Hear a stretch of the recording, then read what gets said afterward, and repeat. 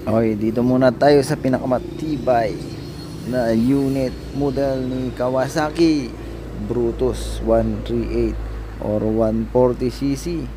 Ayan, pinakrom na ni Bossing. Maraming mga stainless, oh. So kumukuti-kuti tap na. Magpapalit tayo ng black, mga boss, na chrome plated. Tapos yung tambutso papalitan din ng mas makinis. Yung flasher iayos natin. Tapos basta medyo marami tayo ditong gagawin, and bubunutin nga natin yung cylinder head. Gawa ng magpapalit nga tayo ng naka-chrome, sa medyo may kaunting ingay. So ayan yung ipapalit natin, black na naka-chrome. Pinachrome na ni Bossing ito. Tapos yung kaliskis lalagyan na rin natin yan. And so ayun, sabi ni Bossing, yung may-ari nito, si Sir, marami siyang mga pinagpalta na pyesa nito. Sa sobrang dami, ando nakatambak na lang daw sa kanila. So basta may nakita siyang mga bago, pinapalitan niya ito. Kaya ganito ang pinangyarihan. Marami ng stainless, tapos chrome yung mga pyesa. So old man siya pero gold. Kumikinta mga boss, silver pala, hindi gold. And yun, na ito, tinatanggal na natin yung cylinder black, papalitan natin siya ng black, tapos piston ring, piston pin.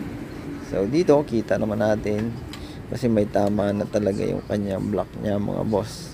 Kaya lang yung sa pagkaka-chrome, medyo may kalakalawang, kasi meron sigurong chemical na nilalagay tapos hindi nalinis yung sa ipapalit natin. So malalaman pa mamaya kung meron pa ring tagistis or kalansing yung andar, kasi ito mga boss, ito maluwag na yung black nya, maluwag na rin yung piston ring. Kaya pinalitan. Ang desisyon ni Sir ay palitan ng bagong black, pero ano siya, second hand yung nabili. Kaya naman gumanda lang ay di pinachrome. So palit ng stoplight assembly rin itong si Brutus. So yan, medyo marami nga yung gagalawin natin. And kasunod nito mga boss, papalitan nga natin siya ng piston ring. Kaya yung takip ng fuel tank papalitan na rin natin. Saka sabi nga ni Bossing, itong kaliskis kung tawagin. So ayan, palit na ng black piston ring.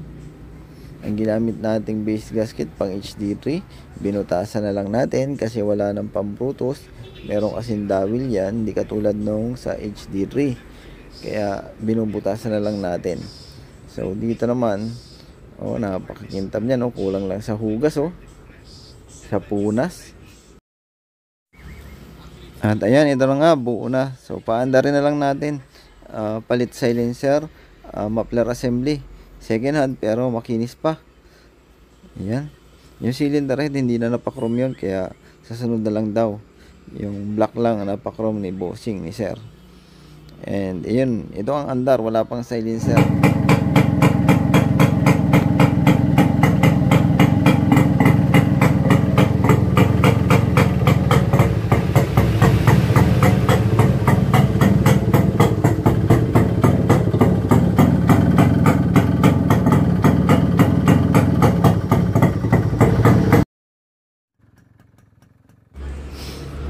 At ito naman yung andar niya, inilabas natin mga boss, naka-silencer na to, kaya lang may naririnig pa rin tayong konting lagitik.